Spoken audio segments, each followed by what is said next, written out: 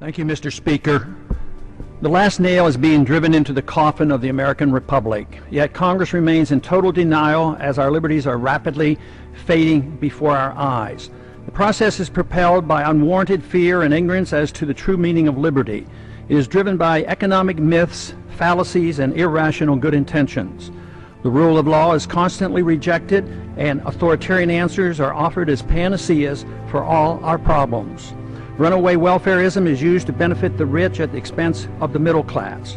Who would have ever thought that the current generation and Congress would stand idly by and watch such a rapid disintegration of the American Republic? Our presidents can now, on their own, order assassinations, including American citizens, operate secret military tribunals, engage in torture, enforce indefinite imprisonments without due process, order searches and seizures without proper warrants, gutting the Fourth Amendment, ignore the 60-day rule for reporting to the Congress the nature of any military operation as required by the War Powers Resolution, continue the Patriot Act abuses without oversight, wage war at will, treat all Americans as suspected terrorists at airports with TSA groping and nude x-raying. And the Federal Reserve accommodates by counterfeiting the funds needed and not paid for by taxation and borrowing, permitting runaway spending, endless debt, and special interest bailouts. And all of this is not enough. The abuses and usurpations of the war power are soon to be codified in the National Defense Authorization Act, now rapidly moving its way through Congress.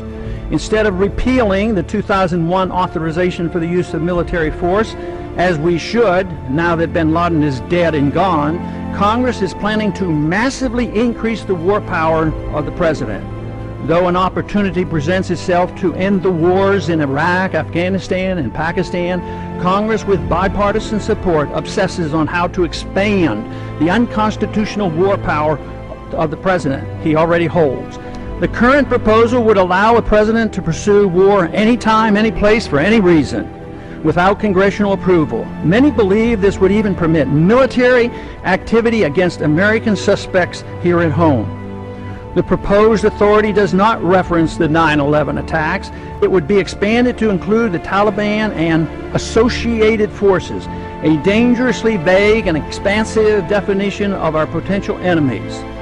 There is no denial that the changes in Section 1034 totally eliminates the hard-fought-for restraint on presidential authority to go to war without congressional approval achieved at the Constitutional Convention. Congress's war authority has been severely undermined since World War II, beginning with the advent of the Korean War, which was fought solely under a UN resolution. Even today, we're waging war in Libya without even consulting with the Congress, similar to how we went to war in Bosnia in the 1990s under President Clinton. The three major reasons for our constitutional conventions were to guarantee free trade and travel among the states, make gold and silver legal tender, and abolish paper money, and strictly limit the executive branch's authority to pursue war without congressional approval. But today, Federal Reserve notes are legal tender, gold and silver are illegal. The Interstate Commerce Clause is used to regulate all commerce at the expense of the free trade among the states. And now, the final nail is placed in the coffin of congressional responsibility for the war power, delivering this power completely to the president, a sharp and huge blow to the concept of our republic. In my view, it appears that the fate of the American Republic is now sealed, unless these recent trends are quickly reversed. The saddest part of this tragedy is that all these horrible changes are being done in the name of patriotism and protecting freedom. They are justified by good intentions while believing the sacrifice of liberty is required for our safety. Nothing could be further from the truth.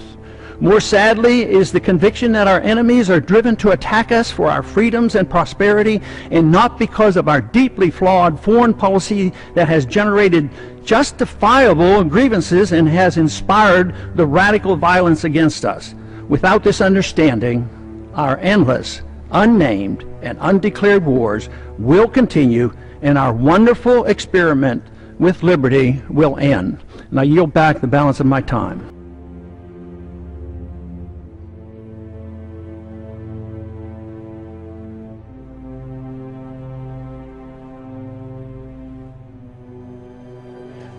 How did the American political discourse become so perverted that candidates like Mitt Romney and Rick Santorum and Newt Gingrich can say with a straight face that Ron Paul's foreign policy is dangerous?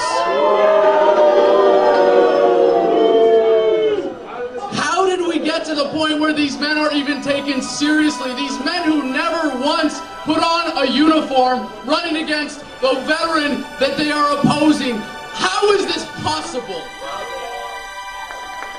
I served as a sergeant on a Marine Corps Civil Affairs team in the Fallujah area in 2004 and found out the hard way that the greatest enemies of the Constitution, to which I swore an oath, to which Ron Paul swore an oath, to which every military service member swears an oath, are not to be found in the sands of some far-off land, but rather right here at home. It is undeniable what our government has become. It is undeniable what our foreign policy has become, because poor men continue to die in rich men's wars. For far too long, the voice of the troops has been kept from the American political dialogue. But not anymore. You want to support the troops? It's time to start listening to them.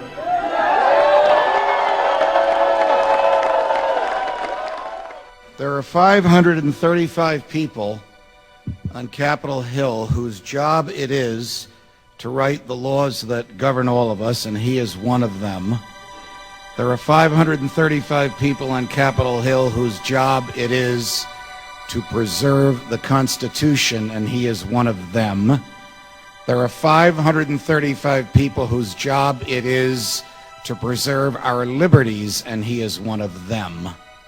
But in his heart and in his head, in his character and in his intellect, in what he has done and in what he will become, the Thomas Jefferson of our day, Ron Paul, is one of us.